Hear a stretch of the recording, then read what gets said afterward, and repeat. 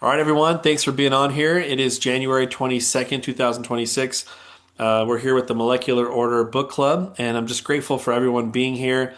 We have some amazing people here: Jason, Richard, Tyler, of course, JJ and Artie here, leading the cause. And we're actually discussing book three. I believe it was chapter 11. We're just going to discuss after we do a quick prayer in our minds to kind of start the session off here. So if everyone just wants to take a deep breath in and just kind of take 10 seconds, and we'll just kind of do a little meditation in our mind or a little prayer, and then JJ can lead us to do a proper meditation afterwards.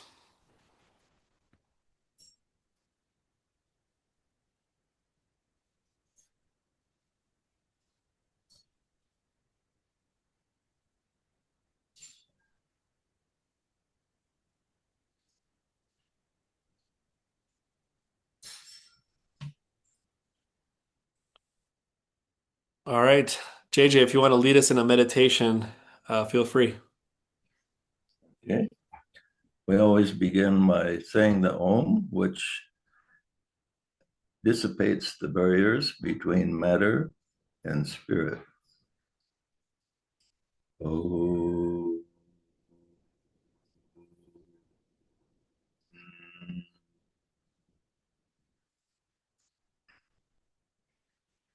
See us all sitting on a couch together, long couch.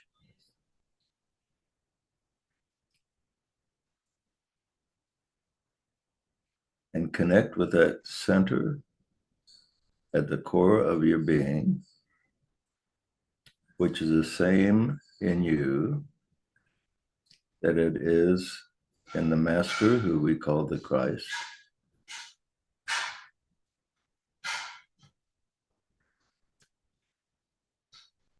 Now visualize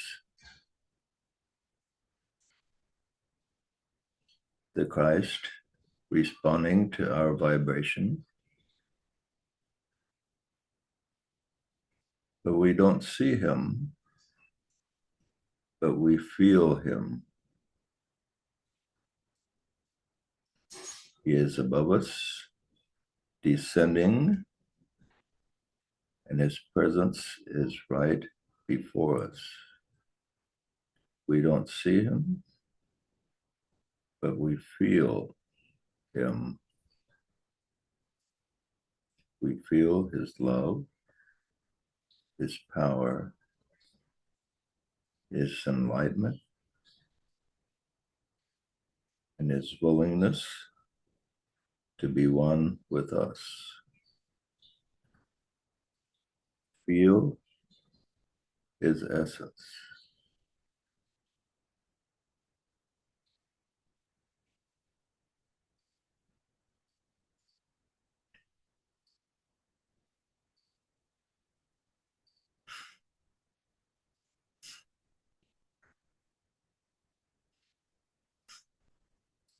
Now feel him putting forth his right hand and touching you on the top of your head with his palm. Feel the touch of his hand.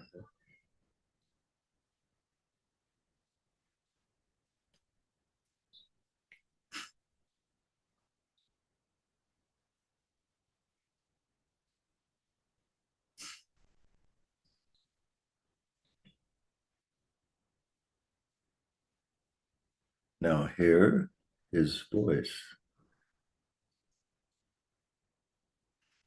My friend, I come to put you in alignment as if you were a tuning fork,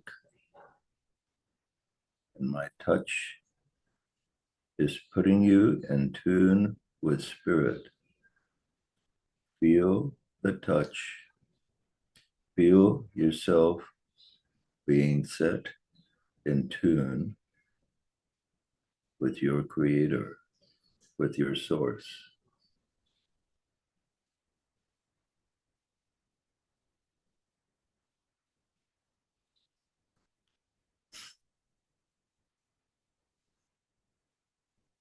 And remember, I am with you always.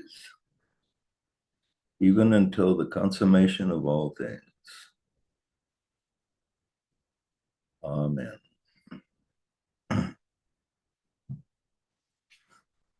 Okay.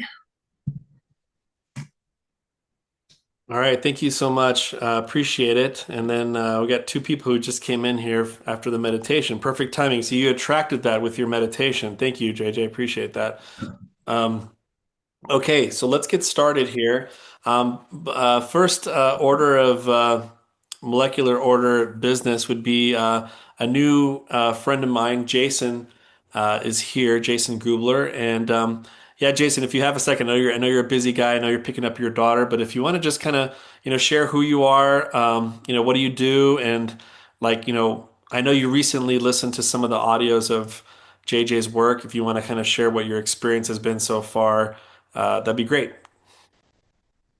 Yeah, as you said, I'm Jason Gubler, and um, by trade, I am a physical therapist, but have kind of gone down a more holistic realm of that as I've started to learn more about like energy healing and things like that.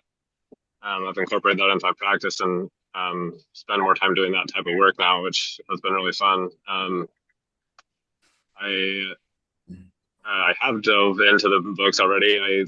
I basically binge read book one. I was blown away and just loved everything about it. And I've been listening to book two. I think I'm around like chapter 10ish, so I'm still not a book behind you guys, but trying to get caught up and well, trying as fast as I can. We'll still be able to digest it because it's a lot deeper information than I've been used to hearing. And it's wonderful and fantastic. I love your work, JJ.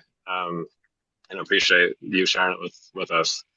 And yeah, I actually I'm usually not a super like I've never done a book club, and I usually take forever to make decisions. But as soon as I read Emmanuel's post about the book club, I just felt that inner stirring, and so I just went ahead and said him I was interested, and I am super grateful that I did because it's been super interesting so far. I love it, and I'm excited to kind of see how these evening visits go.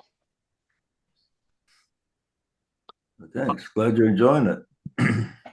Awesome, awesome. Yeah, it's kind of a cool thing, book clubs are cool, but book clubs with the author hanging out is cooler, and so and we have Artie here. Hopefully she's here. Can I say hi to Artie, or is she busy? She's downstairs right now. She'll be up soon. I think she's making you soup. Yeah. Anyway, well, let's get started here. I know, so the way the format, just to let you know, Jason, how this kind of works is what's beautiful is if you've read the chapter, fantastic. If you haven't read the chapter, fantastic. If you just want to be a fly on the wall and listen to this and maybe chime in if you want to, great. If you don't want to chime in at all and literally just be a fly on the wall, that's also great too. So there's never like this like pressure that you have to add input at any time or even show your face anytime. So hopefully everyone feels comfortable being here and being like themselves.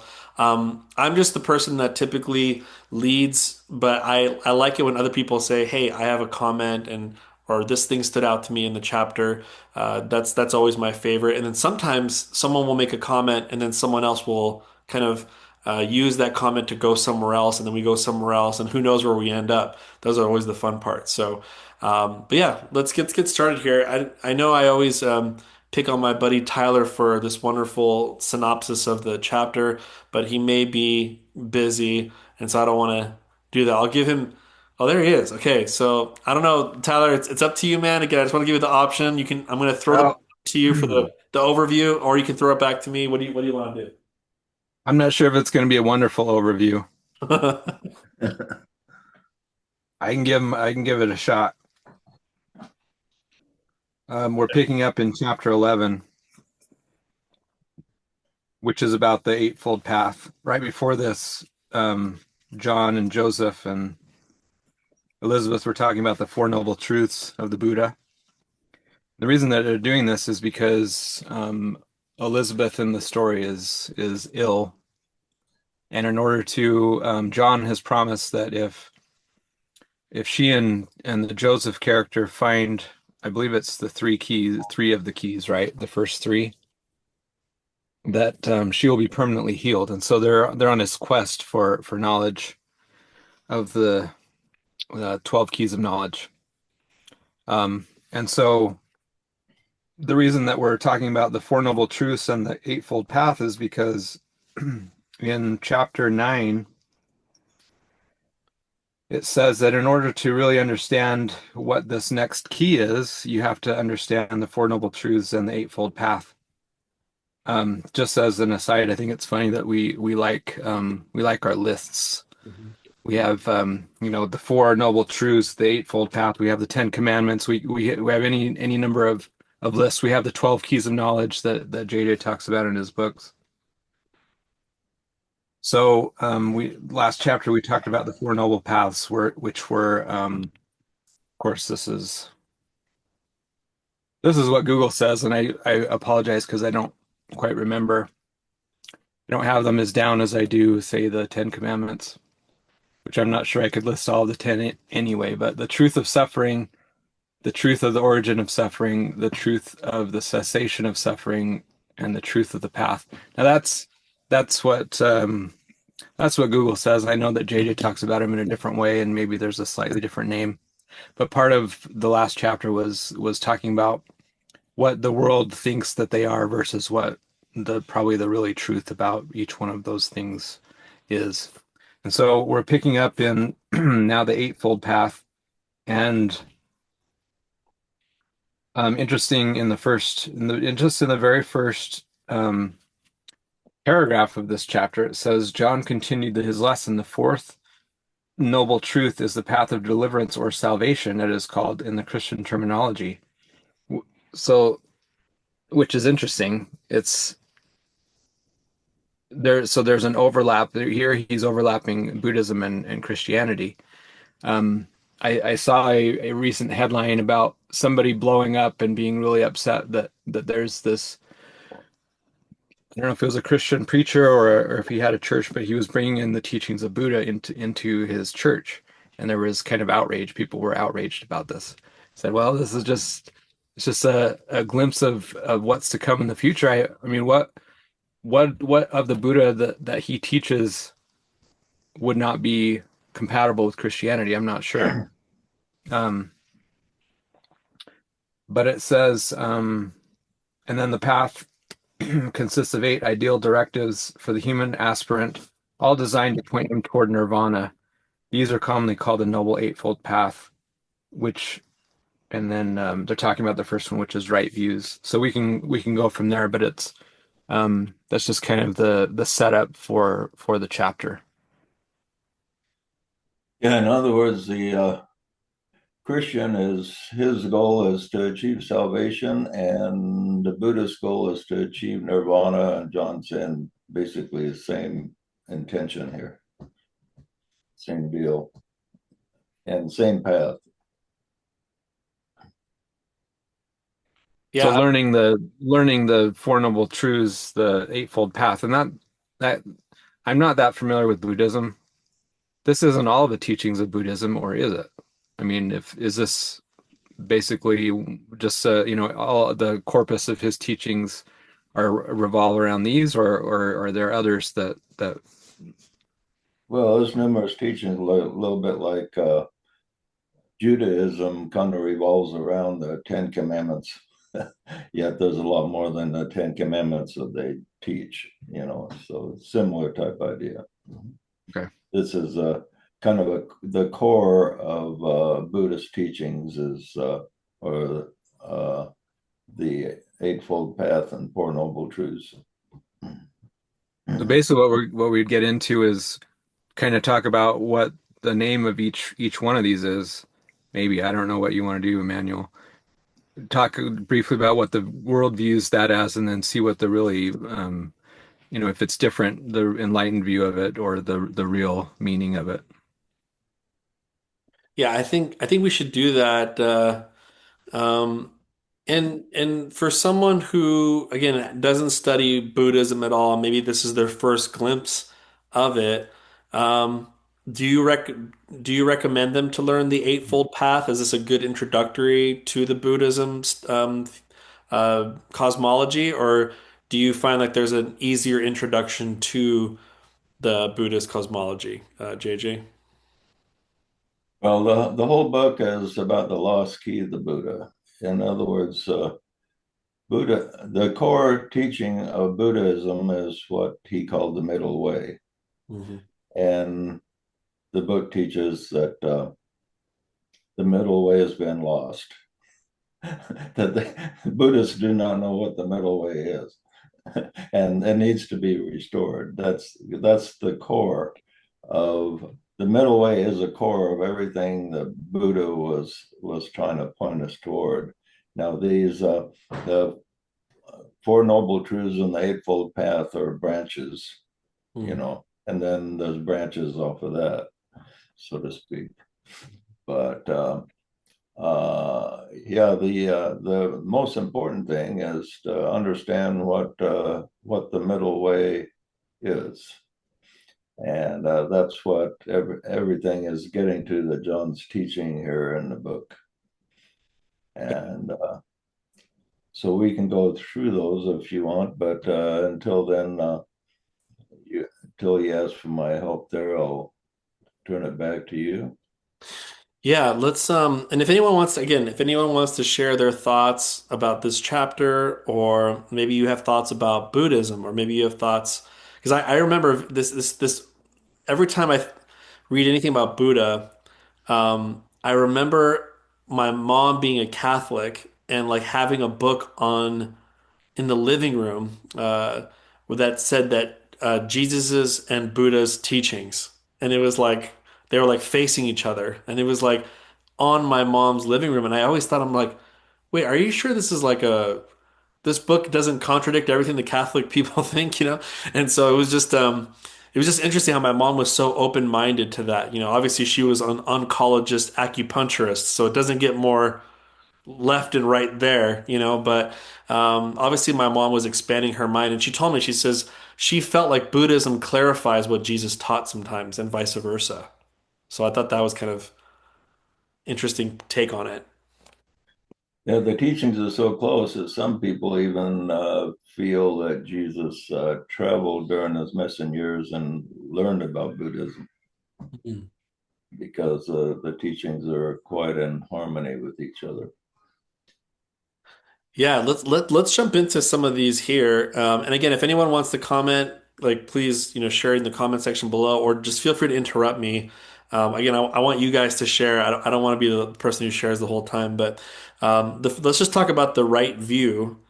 It says here, I guess the best way it talks about the like right seeing or seeing without distortion is to form a sound belief. And then someone asked, you know, is that what a seer is? And his response was yes, a seer is one who can see past the fogs of illusion to that which is real. The seer tunes out that which is not the true reality. And so I was going to ask you, JJ, when I read this, I'm like, what are the biggest fogs of illusion currently in the modern world right now? Because I feel like in the past, people preachers have made sort of a comparison between like early Israel idolatry and like current modern idolatry. You know, like they may Yeah. worship a golden calf in the past, we worship our yacht. You know, but I'm just wondering, what are some current fog of illusions in this current modern life that you've noticed? Well, it's normally it's called the right view, is the first part of the Eightfold Path, and the more correct translation is perception. Mm. So the first step on the Eightfold Path is to be able to perceive correctly. And we see that people perceive things a lot differently. Now, let's take Donald Trump, for instance. He's the most controversial figure in the last century, probably. So you see on television or the internet two people arguing about something about Trump. Okay, one person that's on the right will perceive him and what he says in a certain way, and the other person on the left will perceive him totally different. You know, So the question is, what is the right perception about him?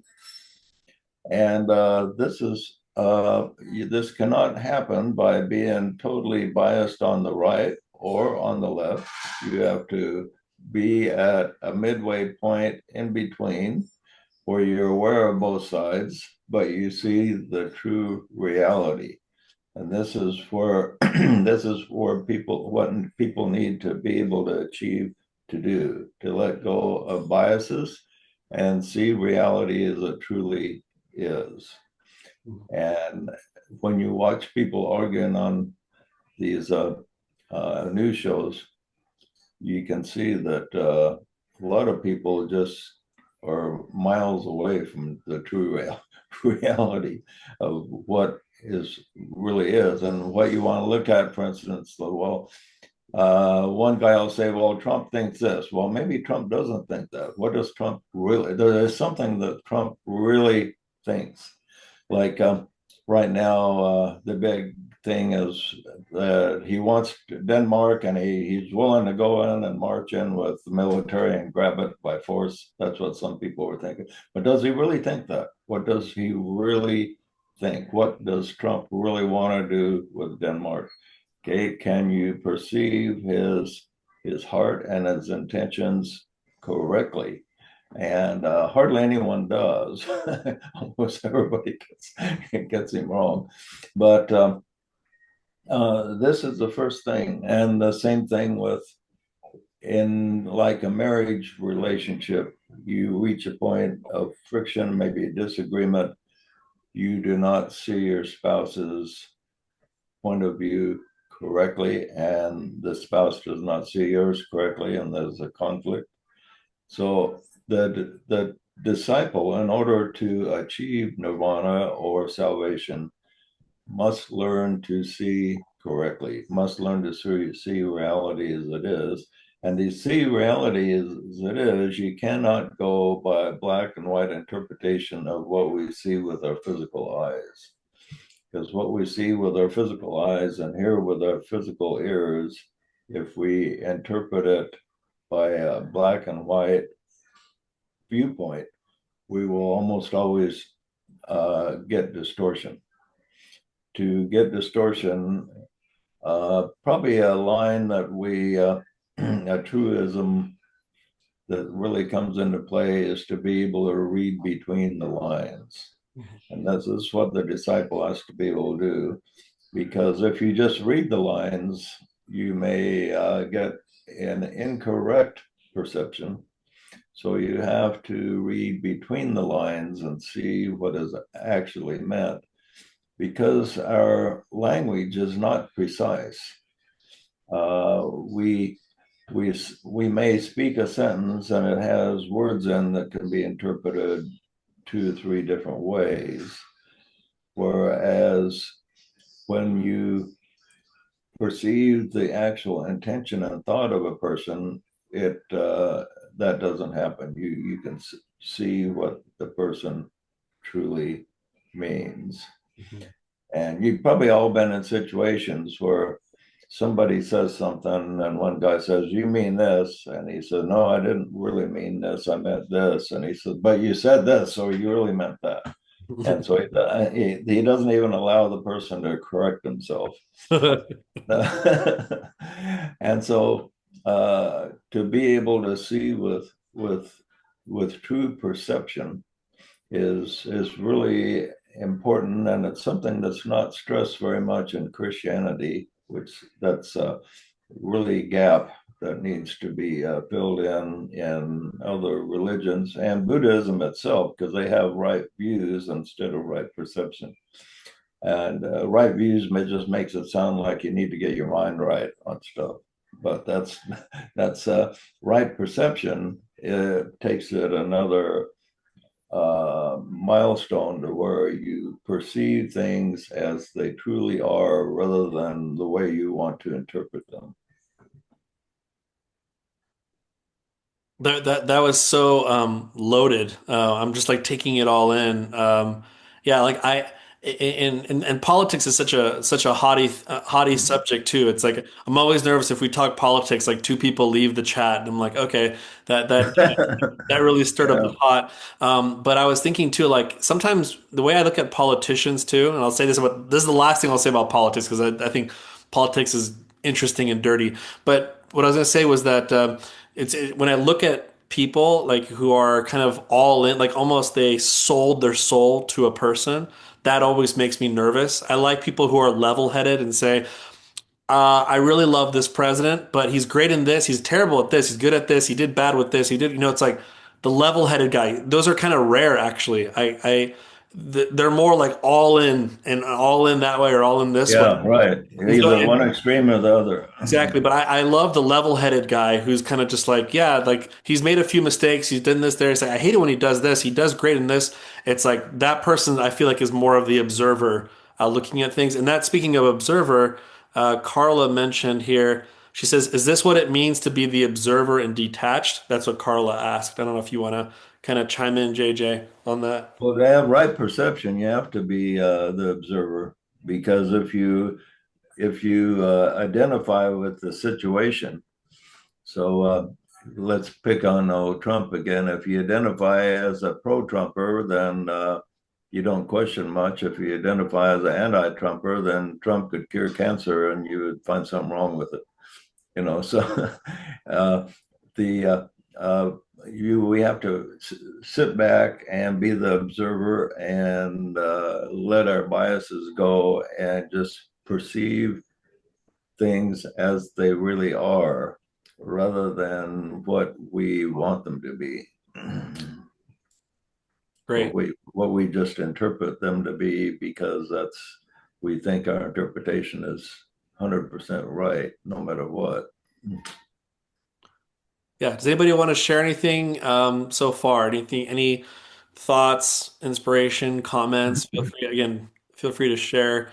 Um, the only thing that I can think of too, JJ, and I don't know if this relates in the same way, and then we'll go to the next one just on for time, is that it kind of reminds me of when Jesus asked Peter or who he was.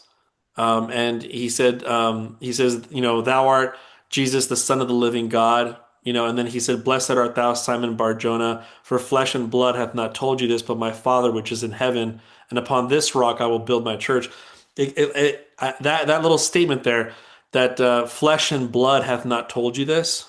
Like I feel like there's not a not a contradictory commandment, but it's like honor our mother and father, and most of our programming comes from our mother and father. But what if your mother and father are flat out racist and wrong? You know? And so you have to kind of go to a higher source for information, because if you've been inundated and indoctrinated by parents who are completely wrong, completely low frequency, completely racist, you have to find your answers somewhere else. And Jesus was congratulating Peter for going to the source instead of hearing just what people are saying about him. Peter had correct perception according to that's the first principle here. He says, who do you think I am? And Peter looked, and the reason he had right perception was because he was looking within for verification rather than, well, you must be some prophet just come again, and that may be correct, but it wasn't the highest answer. And so Peter was able to give the highest answer. Yeah, I thought that was kind of a interesting sample there. Hopefully that answered your question, Carla, there. And Yeah, I wanted to add something though to that question. yeah, I was just thinking about that when Peter testified of Jesus being the Son of God, and I think like when we are more of a observer and we don't let the emotions or bias or culture or beliefs of whatever kind, and dictate the way we think or what we're seeing, then I think that the Holy Ghost, or we can connect. We have a clear connection with our higher self, with the spirit, and then we can be able to feel that truth kind of like Peter felt it when we don't have like that bias. And you know, like when you're watching TV or social media, all the news, everything that's happening in the world, and all the negativity kind of can get to you. And I think that when you kind of tune it off or turn the emotions that they're trying to bring out from you, and you focused on the positive love, kindness, and then you can see through the lies, and or you can see, you know, that okay, it's not as bad as it's sounding, even if it sounds really negative. But I don't know, I feel that sometimes we just make, you know, things more difficult because we fall for the negativity and darkness around us that is telling us like everything is so bad and everything is, you know, horrible right now. But yeah. The trouble is we have so many influences in both directions that have distortion in them. And to weed out the distortion in your mind, the only way to do it is to be in contact with your inner core, where the spirit will verify things to you. That's the only way. If the disciple does not do that, he's gonna not see correctly, and his perception will be off. And almost everybody's is off to a degree. You know, some people are way off, and others are a lot closer, and then a handful are pretty close. And but to see every situation as it really is difficult because of all the static that is out there, not only in the physical world where we hear stuff on TV and the internet, but also in the emotional world. When you pick up things emotionally, there's invisible static out there that we pick up that we have to be able to see through. Like we're kind of like people turning into the radio station on the old dial system, and if you get the dial set a little bit off, you can hear the speech, but there's a bunch of static in the background, makes it kind of hard to hear correctly. And we have to work at fine tuning so that we can have that correct perception. So this comes in degrees, doesn't it, JJ? There's because we're talking about a seer is someone who can see beyond the illusion, basically the fog of the emotions, or you know, that type of astral world, so to speak. But people, and you would typically say that someone who has reached a certain point in their evolution, let's say the third initiation, which is where the disciple largely overcomes illusion, they could be a seer more often than someone who is not. But they can, people who are earlier or not far along in their development can still do this, just not as frequently. Is that a true statement? Yeah, the average guy out there, the truth that he does see is often by accident. It's because maybe his dad taught him something that was actually true. And now, if his dad would have taught him something opposite, he would also believe that. So he was fortunate maybe that his dad taught him something that was true, because he believed pretty much everything his dad taught him, you know. And so the average guy out there believes the programming that's been sent to him, that is registered in his physical brain. Some of it is correct and some of it's not correct. But then to sort out the correct from the not correct, it takes the inner contact. And the spirit within can verify truth, but you have to be open to have that verification, to run it by your inner spirit. And the trouble is, people misidentify the inner spirit with the emotional passions that they have. They think, well, if it agrees with my passion and my emotional feeling, then it must be true. But you must separate, learn to distinguish between the voice of the spirit and the voice of your emotional self.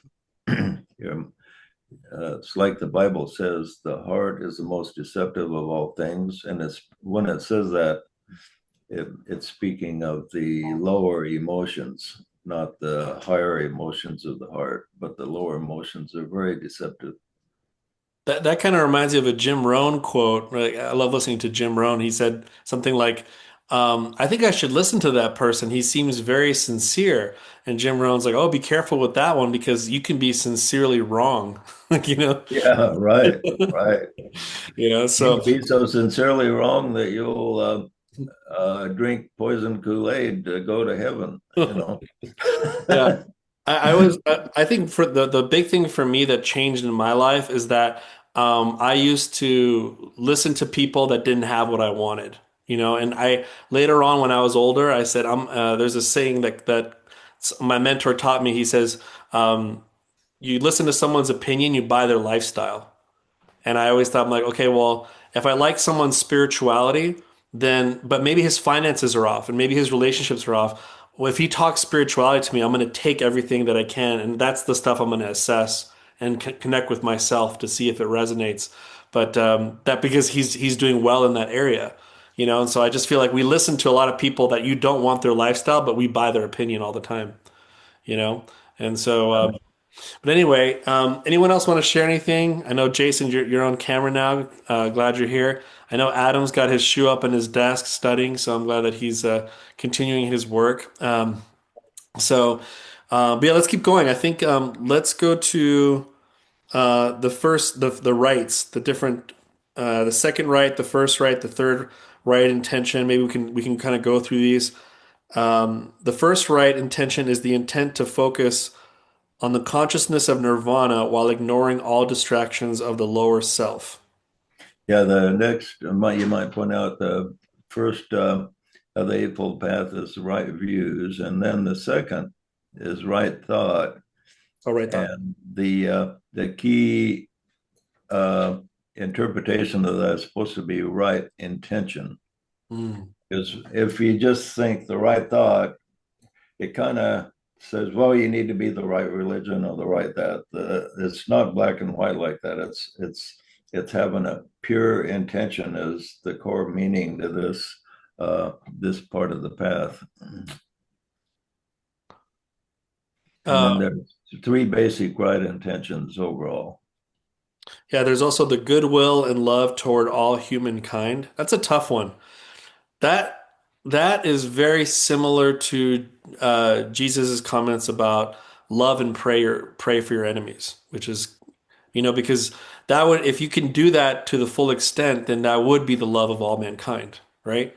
Um, And then the third one is harmlessness, to have the purity of heart to live life without any intentional harm toward any fellow human, no matter how degraded he may be. So yeah, so these are the three. Any comments, JJ, on these three different Yeah, intentions here? yeah. The first one was uh, focus on the consciousness of nirvana or Right. the spirit or heaven, Yep. while ignoring all distractions of the lower self. In other words, focus on the higher self rather than the lower is a key to correct intention. Put your intention uh, on the spiritual side rather than the material side. So we all have to earn a living, but see, earning a living is just essential to taking care of your physical realm so it doesn't distract from the spiritual. Because if you're worried about feeding your family, then you have a hard time focusing on the spiritual. So you have to take care of things in the world, but not to the point that, but only the purity of the intention is so that you can be able to focus on the higher. So basically, it's like money is just used as a tool to help you to have peace of mind while you practice your spirituality. Yeah, that's a key ingredient of money. And then after you achieve that, then anything else you can achieve with money isn't that important. Right, right. Because the You most don't you don't need a big yacht or anything, right. I thought I needed a big yacht. Sorry, this must be the wrong Zoom group. I thought that was the qualification to be part of this group is you have to have a big yacht. Um, Yeah, if you're willing to share that yacht, we'll support you in getting it. um, okay, so and then how do we? I feel like in such, especially now, in there's so much polarity on Facebook. Like you can, it's almost like I go in there and I can feel the different frequencies going on between all my friends. There's just like a lot of opinions going on out there. What's the easiest way to feel goodwill and love toward all humankind? What do you think? What do you think is the biggest block that people have in regards to having goodwill and love toward all humankind? What's the biggest structure that's blocking them, you think? Well, the biggest key to that, I think, is to sense the oneness and how everybody else is really like you in almost every way. If you really look at the core, they're just seen through a different lens than you. But it's like Emmanuel there is me seeing through a different lens, and I'm seeing through right now. And in so many ways, we're very similar. So that makes, when you realize that, it makes it easier to have goodwill toward all people. Hmm. And in war, the people that are doing the destruction are often taught to see the other person as less than human. That makes them a lot easier to go out and kill and destroy and deprive them if you see them as less than human, you know. Yeah, I remember my mentor, Dr. Brad, who did the emotion code. He said something beautiful like, if you were to see through the lens of God, even the most homeless, dirtiest person, you would want to put him on an altar and worship him for who he really is, his true character. And I thought that was kind of a beautiful thing that like our eyes trick us on the value of the human soul, I think, in many ways. Yeah. Well, like I think there's even a scripture that says every man sees himself as being right in his own eyes, which is pretty true. Have you ever met anyone that thinks they're completely wrong? Only when I'm around my wife, am I completely wrong, Yes. and I'll take it, so to learn and grow. But yeah, if anybody wants to answer that question, do you know Yeah. anyone? Yeah. Speaking of that, did you enjoy the conversation about Elizabeth's demanding the truth from John and Joseph? Oh yeah, I love that. I actually felt the tension and the air got really thick. And for those of you who haven't read the chapter yet, Elizabeth asked the deadliest question in a relationship, which is, do I look like I'm trying to remember if it's like, do I look Are my fat? thighs too fat? Are my thighs too fat? Even John was like, let's get to the next subject, to turn the Yeah. page. And Joseph, the main character, was just like, is this really happening? Like, is this conversation? Do I really have to answer this? And the question and then it goes into a huge conversation about like living a life of just telling the truth, and also there was an interesting thing that was mentioned by John too. He said something like, is beauty in the eyes of the beholder. So was Joseph lying by saying that this is the most Look beautiful thing fine. I've ever seen? Yeah, this is the most beautiful thing I've ever seen. There's no need for improvement, and John's like, he's not lying, like he's actually on his eyes. But then she wasn't happy with that statement. She was kind of like, yeah, but I know that I have this issue, so you're telling me a lie. So it was very trick. It was a very tricky conversation there. I felt bad for Joseph in that chapter, but Yeah, and there was Elizabeth said something interesting that I'd forgotten I had written, and that was every woman really knows exactly how she looks. She just wants affirmation. that's deep. Which is, I think there's a lot of truth to that. That's what I was gonna say, you know. As women, all we want is for you guys to tell us the truth that we want to hear. Yeah. Yeah. Want Carla, affirmation Carla, that they're loved and accepted. Yeah, women, the female doesn't necessarily want the exact truth. She wants to affirm that she has value. Yeah. yeah, I'm glad. Is that right, Artie? Am I on the right track or not? No, you're mansplaining. Yeah, we're never on the right track. That's what it boils down to. The exaggerated the exaggerated version would be like if this has ever happened to me when like in my previous dating life, it was kind of like oh, do I look pretty today? Yes, you look pretty today. Oh, what? I didn't look pretty yesterday. I'm like, no, that's not what I meant, you know? So it's kind of like there's certain questions where they can kind of trap you, and then you're kind of Yeah. My first wife was like that. She said, "Well, I didn't look okay yesterday. yeah, I What's the know. problem?" I'm like that's not what I meant. That's not what I meant at all. So and then you're I felt bad for John. yeah. Yeah. But yeah, anybody else Carla could make that comment and make the mic drop there, you know, and I already too. know. No, Yeah. I just said I felt bad for John because I wasn't there, but I bet he was sweating. Yeah, what did he He say? was He said he hadn't been confronted this way in 2,000 years or something. he was put to the test.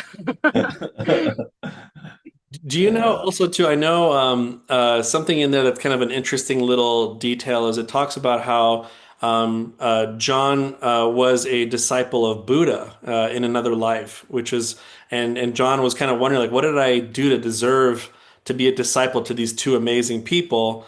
I was kind of curious too. Are there any thoughts on? I'm trying to remember the book that you let me borrow, JJ, or you sent it to me, the PDF, the something of the lion, the gates of the Oh, Secret Places of the Lion. Secret Place of the Lion. Does it talk about perhaps like Buddha's different lives? Do you know if he is is he someone that we know that in the past he was someone I else? don't know if it outlines the life of Buddha or not, but it's interesting in the book that Jesus had a beloved disciple who was John, and Buddha had a beloved disciple who was Wow. Ananda. And according to John here, they were both the same person.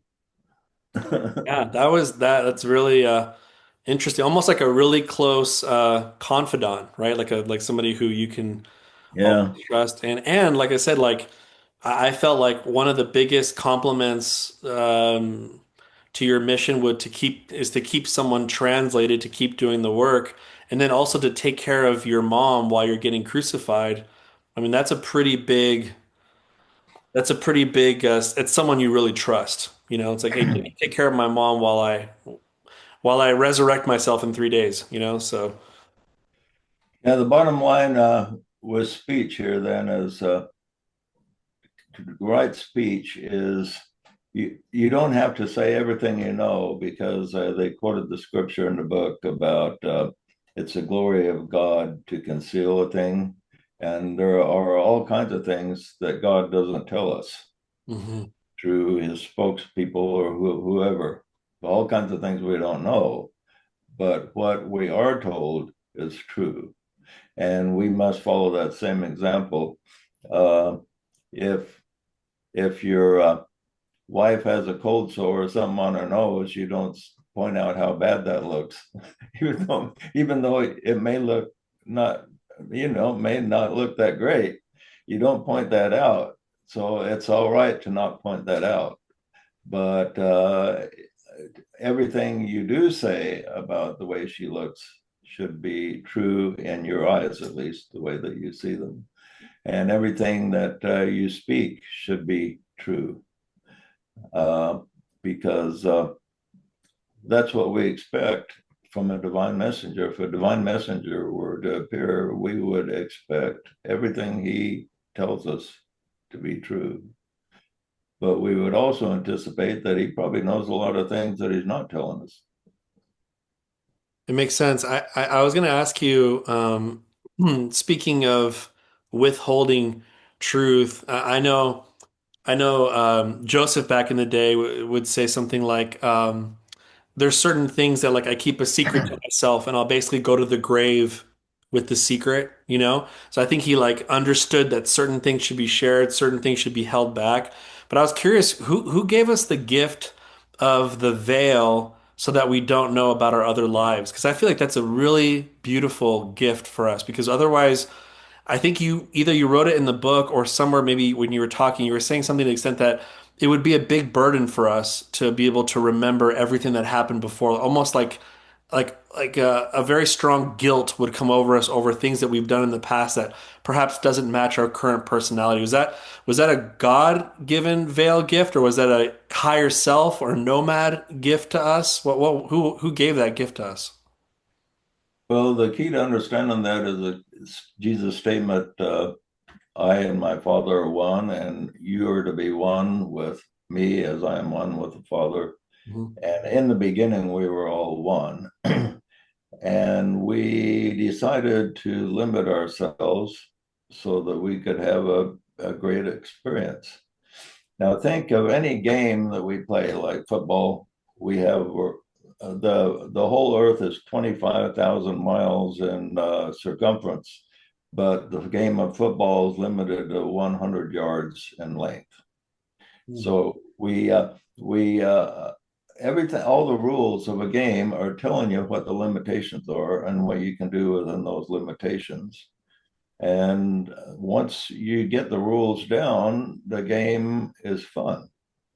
And you can't play the game without those limitations. If you're completely unlimited, if you can score 100 yards beyond the goal, then it spoils it, you know. So what we designed a game that we call life, and we limited it ourselves, and we decided to come down here and win this game, even though we're suffering tremendous limitation. And then eventually we'll expand, so we remove those limitations. And so part of it is not remembering our past lives. We're really limited that way, but it causes us to focus on where we're playing right now. And man is that he might have joy, and that's the whole purpose of the limitations and mastering them. It gives us joy. That makes a lot of sense. Anybody want to share any comments, thoughts, insights? I think like we have just a minute or two on time. So if anybody wants to share anything, I'm just looking around in my comment section. I don't know if Tyler, you want to. I feel like Tyler's brewing up something in there. There's some gears moving. I can feel it. Well, in the chapter, it mentions that the Eightfold Path is broken up into three main sections, and I thought that was interesting to get kind of a higher view of what these individual aspects are, or whatever they're called. And so the first grouping is of, if I'm not mistaken, the right view and right intention, which is about the wisdom aspect. And you could go into that. And then the next part is virtue, right speech, right action, right livelihood. And then this is me using an AI that I built. So and I'm analyzing the book Oh, chapters. really? So Really? yeah. And then the concentration aspect, is that the third division, JJ? Maybe you remember, maybe you don't. Um, But it's I'm not sure. right effort, right mindfulness, and right concentration. So wisdom, virtue, effort, concentration, that type of thing. So kind of interesting to see them from that view also. Yeah, it's amazing how many things can be divided into a trinity. related to light, love, and power by some branch or connection. So the because we typically talk about we talk about those terms. The love is typically related to wisdom. So the first one that he's talking about here is the wisdom aspect. So that would be a love aspect then. Probably, yeah.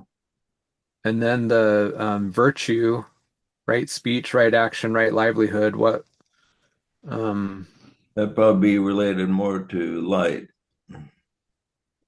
light, which is also kind of related to intelligence, right? Yeah, And then concentration, right effort, right mindfulness, right concentration. That would be the power aspect. yeah, yeah. Okay. Sounds correct. So another overlayment or another connection to not only the esoteric material, but that by extension the Christianity, because we talk a lot about Father, Son, and Holy Ghost, which are aspects of in the first, second, and third rays, light, Yeah, love, and power. correct, my friend. Good summary. I don't like his AI tool already. It's starting to bother me. Um, too advanced. I can't I'll keep give you. up. Can't keep I'll up. send you a link, and you can have your free account. I have the entirety of JJ's website on there, Oh wow. and Way to many go. of his books, and some of DK's books. I don't have them all loaded on there yet, but You're doing a good work, Tyler. I appreciate you, man. Yeah, I want to end with this too, and I don't know if again if anyone has any comments. I don't want to take up the whole thing, but hopefully you guys gain something from this call here. But I want to know if maybe you know what this is all about, JJ. I'm kind of curious on a very private matter, but I'm pretty vulnerable. I don't really care for anyone's judgment, really, because I know you guys are all brothers and sisters here. But it said something here in the book that the spouse already knows the truth on subtle planes. And if there's a betrayal of trust, great damage is already occurring.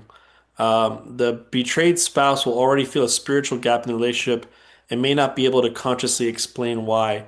And continued deceit will make this gap widen until the relationship is destroyed. So anyway, I wanted to quickly share it. I don't know if what you would call this, but this has happened to me twice where, and this is obviously I have the most loyal, amazing relationship with my wife, and I'm so grateful that I attracted someone like my soulmate, Jess. But in the past, there has been some betrayal and deceit in my relationship. And I don't know if you know what this is or what you would call this, but sometimes I would get a dream of the betrayal and it would be so vivid, like someone else Yeah, with my ex. And then it's really weird. During these times, like if I were ever to accuse them just based on my own human assumption, like there's something off or I feel like you're not telling me the truth, whatever. If it's just human assumption, it didn't go too far. Very defensive, very, what are you talking about? yeah. Right? Oh, But, yeah. but, but, Everything's but fine. No everything's fine. problem. But what's really fascinating that's happened to me twice, JJ, maybe you know what this is when it became like a godly dream, almost like God was like, this relationship is done.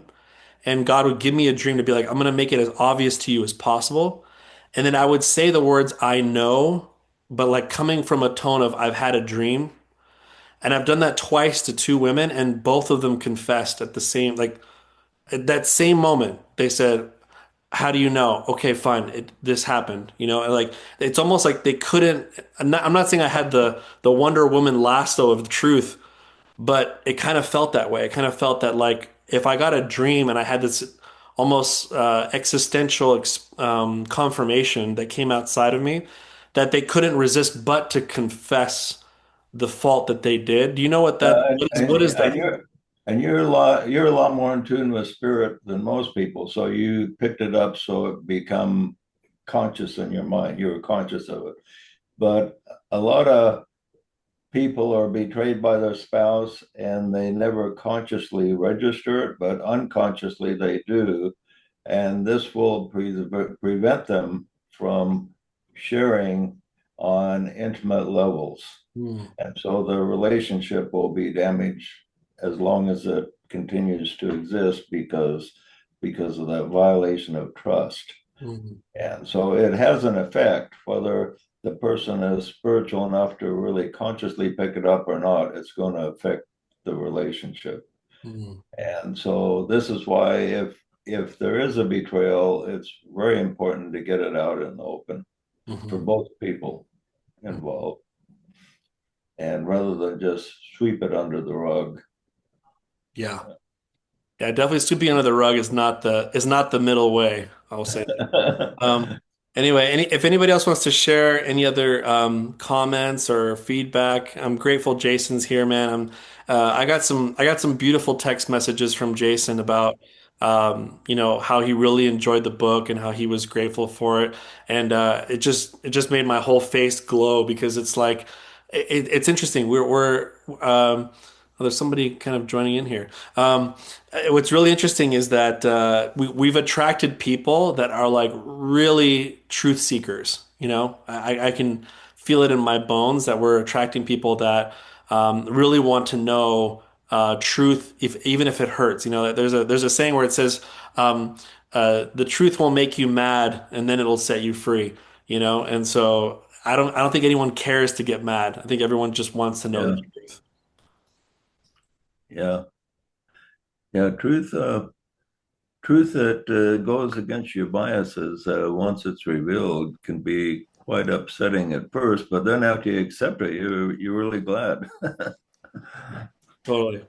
But yeah, thank you guys so much for being on here. And hey, Tyson, Ben, again, thanks for coming on here, bud. I know it's kind of late a little bit, but I'll have a recording of this posted on there. And Tyson, I don't know if you're a friend of someone here. If you want to just message me and say, "Hey, I want to get the replay," I'll send you the replay for you for the Zoom call. And then next week we're gonna do. Let's see what it is. It's called the Right Action. And I think there's enough pages just to read one chapter. Yeah, I think we're good for it. So it'd be chapter. So we're in book 3, chapter 12, and it's the right action. So thanks everyone for being on here. I honor everyone's soul for taking the time to learn and grow and expand. Thank you, JJ and Artie, for your time. And we will see each other next week, Thursday at 5 p.m. All right, take care, Hey, guys. thanks. Okay, bye.